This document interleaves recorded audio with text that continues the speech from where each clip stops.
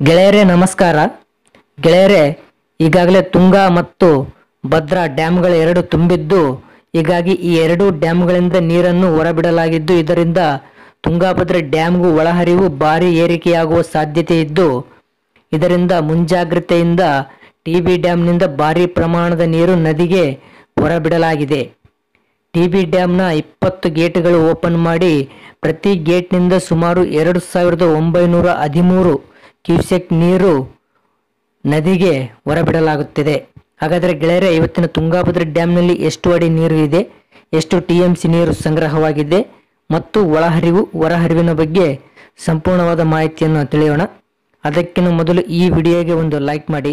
ಹಾಗೆ ತುಂಬ ಜನ ನಮ್ಮ ಚಾನಲ್ ಸಬ್ಸ್ಕ್ರೈಬ್ ಮಾಡದೆ ವಿಡಿಯೋಸ್ ನೋಡ್ತಿದ್ರ, ದಯವಿಟ್ಟು ಸಬ್ಸ್ಕ್ರೈಬ್ ಮಾಡಿ. ಹಾಗೆ ಪಕ್ಕದಲ್ಲಿರುವ ಬೆಲ್ ಐಕನ್ ಪ್ರೆಸ್ ಮಾಡಿ. ಗೆಳೆಯರೇ, ಇಂದು ಅಂದರೆ 4 ಜುಲೈ 2025 ಇವತ್ತಿನ ತುಂಗಾಭದ್ರಾ ಡ್ಯಾಮ್ನಲ್ಲಿ ಎಷ್ಟು ಅಡಿ ನೀರು ಇದೆ ಅಂತ ನೋಡುವುದಾದರೆ 1624 ಅಡಿ 80 ಇಂಚು ನೀರು ಇದೆ. ಇನ್ನು ಟಿಬಿ ಡ್ಯಾಮ್ನ ಗರಿಷ್ಠ ನೀರಿನ ಮಟ್ಟ ಇರೋದು 1633 ಅಡಿ. ಸೊ ಇನ್ನು ಇವತ್ತು ಟಿಬಿ ಡ್ಯಾಮ್ನಲ್ಲಿ 75.84 TMC ನೀರು ಸಂಗ್ರಹವಾಗಿದೆ. ಇನ್ನು ಟಿಬಿ ಡ್ಯಾಮ್ನ ಗರಿಷ್ಠ ನೀರು ಸಂಗ್ರಹ ಸಾಮರ್ಥ್ಯ ಬಂದು 105.78 TMC ಇರೋದು. ಸೊ ಇನ್ನು ಇವತ್ತಿನ ಇನ್ಫ್ಲೋ ಅಂದರೆ ಒಳಹರಿವಿನ ವಿಷಯಕ್ಕೆ ಬರೋದಾದರೆ ಇಂದು 26,718 ಕ್ಯೂಸೆಕ್ ನೀರು ಒಳಹರಿವು ಆಗ್ತಾ ಇದೆ.